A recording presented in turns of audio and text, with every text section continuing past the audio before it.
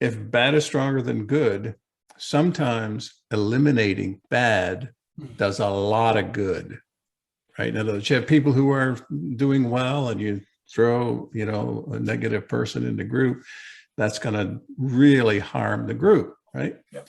So if bad is stronger than good, we can eliminate the bad so that the good will flourish. How does one, I mean, I don't want to rush to, eliminating people. How do we deal with the bad egg on the team? Yeah, boy, that's really important. And it's a common issue. So this is not empirically founded, but I have a 4-step formula I've used in my own research and my own leadership positions. 4 steps in order. Number 1 is I try to give them feedback, supportive, descriptive feedback. And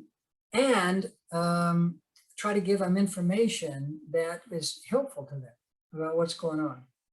Here's the consequence, here's a suggestion, and so on. Much of the time that works, even when I'm giving it to the boss or somebody in the top slot. Here's what's happening. Here's a suggestion for a better outcome. If that doesn't work, 2nd step, now probably not going to work with the boss, but certainly going to work with peers and below. Some kind of development or training. That is, some people say, well, this is just how I am. This is just what I do. I mean, come on. So providing alternatives, there's another way. And, in an organization, it's often give them a training session or send them to HR or give them coaching and mentoring of some kind, having a shadow person help them out and whatnot. I've seen a number of organizations who assign mentors to folks. That doesn't work. If that doesn't work, step 3, make them peripheral.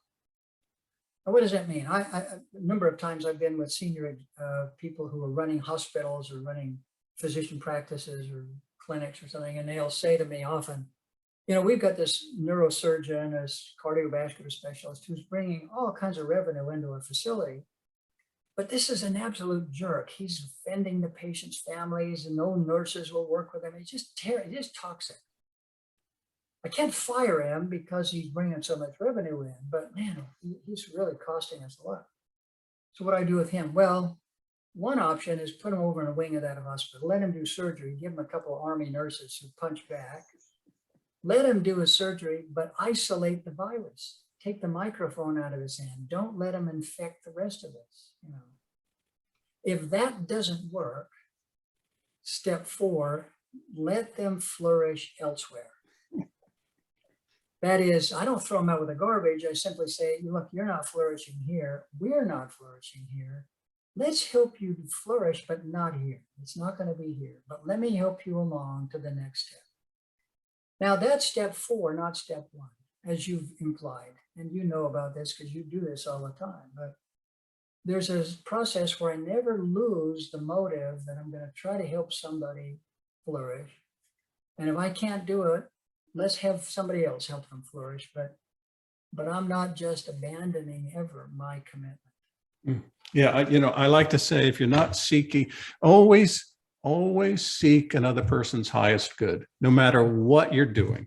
Doesn't matter whether if you have to help them flourish somewhere else or if you're giving, corrective feedback, whatever. The motive is always the same. If you don't have that motive, then you probably shouldn't really be engaging in that situation, right? Because you have a motive that's not really that, in your language, not really that virtuous, right? And that's not going to work. Yeah, for that's you. good insight. Good insight. I'd like to be in your seminars, Dan.